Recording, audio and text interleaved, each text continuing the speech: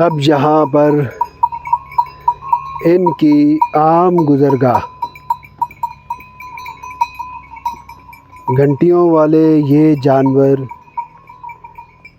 قلعہ روہتاس میں داخل ہوتے ہوئے جہاں کبھی سپاہی کھڑے ہوتے تھے اور ان سپاہیوں کی موجودگی میں اس قلعے کے نزدیک بھی آنا کسی کے لیے بھی ناممکن تھا، اور اب وقت کے جو انداز ہیں اور کہتے ہیں کہ وقت اپنا بدلہ لیتا ہے، کبھی اس قلعے کی اس بڑی شان و شوکت پہ دنیا فخر کیا کرتی تھی اور کوئی بھی اس کو فتح کرنے کے لیے ہمہ تن اپنی جو کوشش اور جد و جہد ہے وہ کرتا رہتا تھا، مگر تاریخ میں چلے جانے والی چیز اسی طرح اپنا حال پیش کرتی ہے، جس طرح سے آج ہمارے سامنے قلعہ روہتاس کا یہ حال ہے۔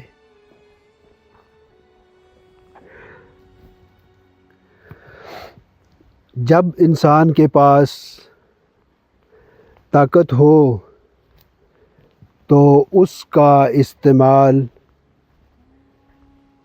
کسی کی بھلائی کے لیے کرنا زیادہ اچھا ہے۔ اگر قتل و غارت خون میں نہلانے کے لیے یہ حکومتیں کی جائیں تو پھر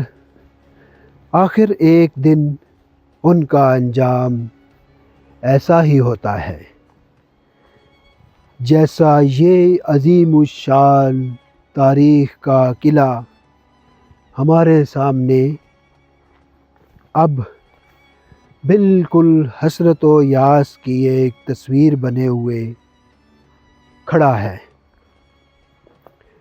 486 سال گزرنے کے بعد بھی آج یہ ہے تو بڑا مضبوط، لیکن اس کی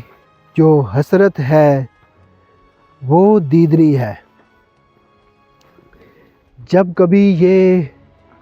بڑی بڑی در و دیوار سوچا کرتی ہوگی کہ مجھے تو کوئی تسخیر نہیں کر سکتا اور میں کسی کے لیے تسخیر ہونا پسند بھی نہیں کروں گی، مگر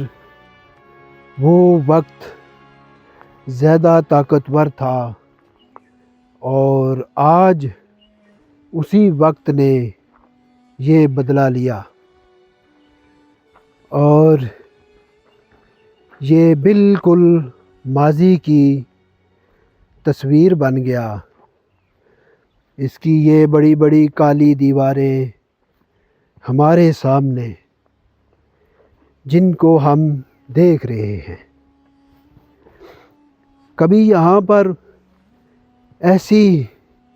خوفناکی اور وحشت ہوگی،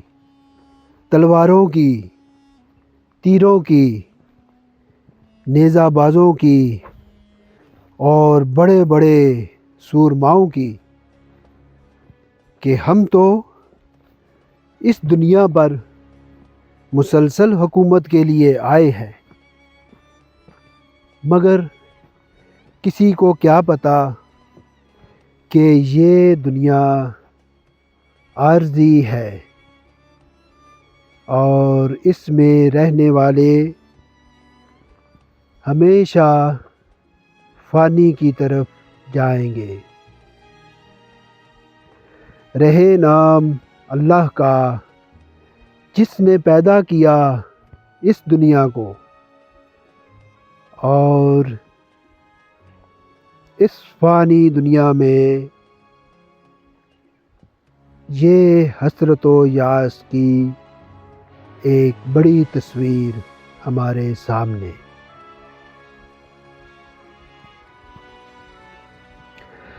کتنی خون ریزیاں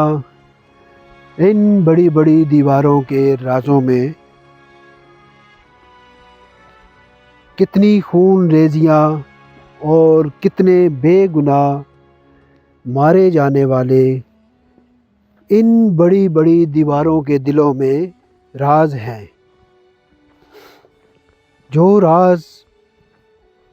کبھی باہر نکلیں گے